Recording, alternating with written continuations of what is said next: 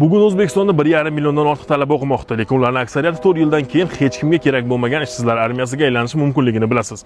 O'ylab ko'ring, nega so'nggi yillarda mamlakatimizda xususiy universitetlar birdaniga qo'ziqorindek ko'payib ketdi? Asosiy pragmatik maqsad chetga chiqib ketayotgan millionlab dollar valyutani mamlakat ichida saqlab qolish va har yili maktabni bitirayotgan 100 minglab yoshlarning ishsizligini 4 yilga sun'iy ravishda kechiktirish edi. Lekin vaqt tugadi. O'sha buffer vazifani o'tagan 4 yil o'tdi. Bozorga bir vaqtning o'zida 100 minglab diplomli ishsizlar yopirib kirib kelmoqda. Bu holatni biz 1999-yildagi Xitoy qopqoniga o'xshatishimiz mumkin. Xitoyda ta'lim qamrovining keskin oshirilishi yoshlar ishsizligini 20% dan ortiq ko'tarib yuborgan. Sotsiologlar buni Kongiji sindromi deb atashadi. Bizda ham bu mental qopqon ishga tushdi. Millionlab so'm kontrakt to'lab o'qigan yoshlar endi zavodda, qishloq xo'jaligida yoki oddiy xizmat ko'rsatish sohasida ishlashdan orqaladi. U o'zini faqat ofisda oq yoqalik sifatida ko'radi. Iqtisodiyotimiz esa hali buncha ofis xodimini boqishga tayyor emas.